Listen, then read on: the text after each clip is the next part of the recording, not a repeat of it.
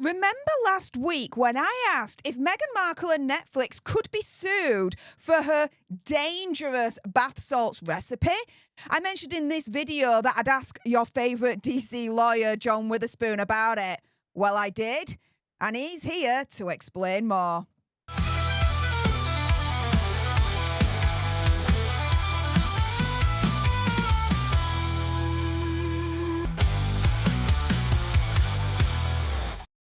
Hey up everyone, it's me, Stef The Alter Nerd, your nerdy alternative, and welcome to the Dose of the Daily Nerd, where I break down the royal news and gossip of the day that's pretty much caught me eye. And oh my goodness, yes, let's jump into it with your favourite DC lawyer, John Witherspoon. Guys, if you missed our video from earlier on today, I'll link it in the description bar below, and it'll be towards the end of this video. We broke the news. Meghan Markle has announced her new podcast series with Lemonada. And seriously, watch the video because John's reaction is priceless. He brings the sass. It's amazing to watch. It's a marvel to watch. So seriously, watch it after this video. But in the meantime, if you remember last week, I asked if Megsy and Netflix and Archwell Productions, could they be sued for what seems to be a dangerous recipe when it comes to this bath salt situation? And I mentioned that I'd asked John about it. And here he is. Now, for those, just to kind of catch you up, I did a video last week and yeah, I'm in the mail. The Daily Mail actually quoted myself and also as well Genevieve's. And yeah, here is the article right here. I'm not going to show you the full article because it is behind a paywall, but they did also quote Jennifer Christopherson from Simple Beauty with Jennifer, who I also quoted in my video from last week. We've got Genevieve's tweet right here that I also showed you in my video. And yeah, here we go, guys. I'm in the Daily Mail. It's a pretty proud moment, I do have to admit. But here we go. They quote me with me saying, look, could Meghan Markle, her brand as ever, Archwell Productions, not Actual Productions, and even Netflix, could they be sued if someone does this bath salt recipe and it burns their skin? I mean, it's absolutely insane that we're actually having to ask this question in the first place. And so in the background, I toddled over to John and I'm like, mate, where do they all stand with this? So yeah, John, without further ado, your legal opinion, knowledge on this, whatever, could they be sued? Are they in any trouble? I mean, what's going on here? Well, Steph, thanks for having me on, first of all. And I want to just precede everything that I say with a couple of caveats, one of which is people are talking about, this is dangerous. It is potentially dangerous, and that is certainly just opinion. It's allegedly potentially dangerous. So I think that's important to get out in front right off the bat. Also, I'm not an expert in this stuff. I don't know if other people who claim to be experts in this stuff, I understand people can be anestheticians or whatever the term is for people who deal with these, with bath salts and beauty products and so forth. So I'm not an expert. But to the question of could Meghan and Archwell Productions and Netflix be sued? I think the real question to ask is, could they be successfully sued?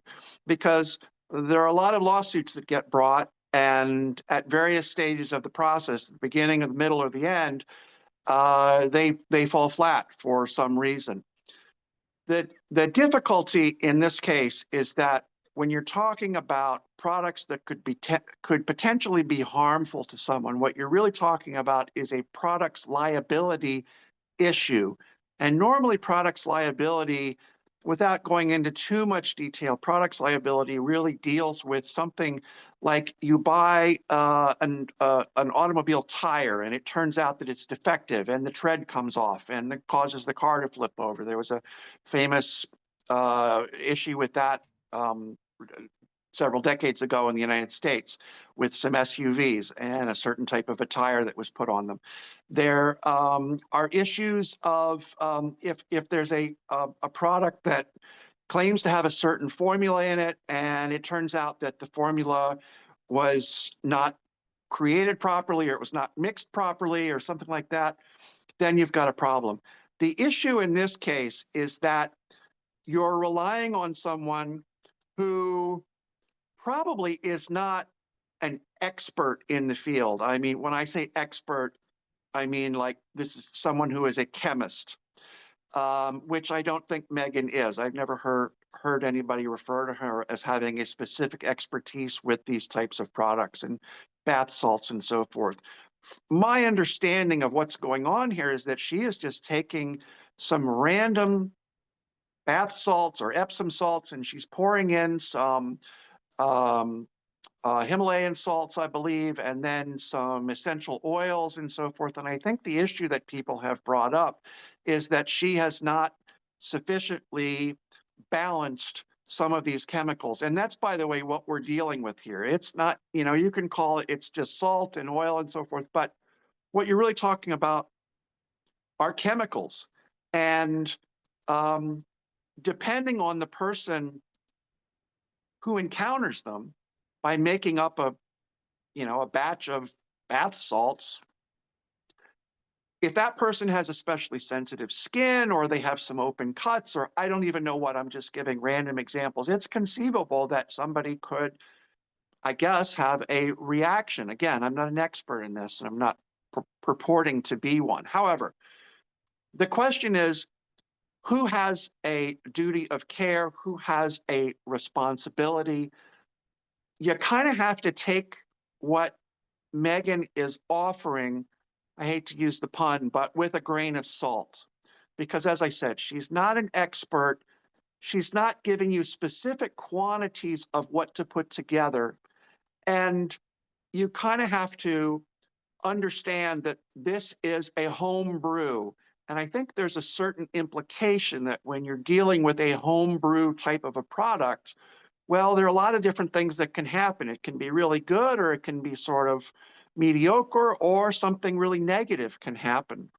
So as far as filing a lawsuit, I mean, again, you have to find a duty of care, you have to find a certain obligation, and then you have to find that that duty was violated and that obligation was not upheld in some way. And I think it's a steep hill to try and climb.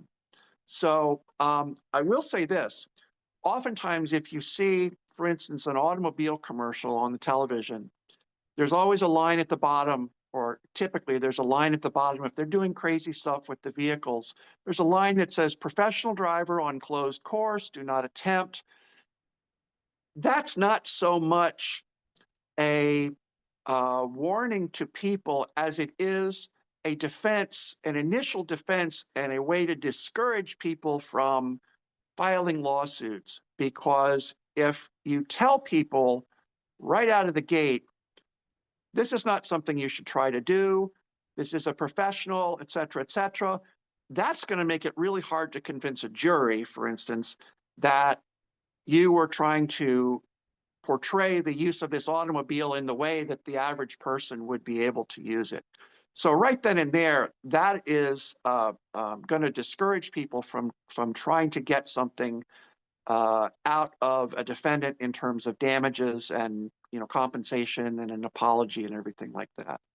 So again, the short answer to the question is no, I don't think that she is likely to encounter any substantial likelihood of being successfully sued. The same thing is true of Netflix and of Archwell Productions.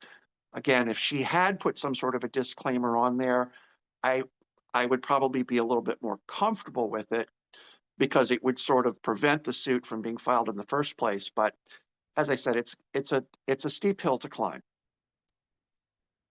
Well, guys, there you have it. That is John's input in terms of the question.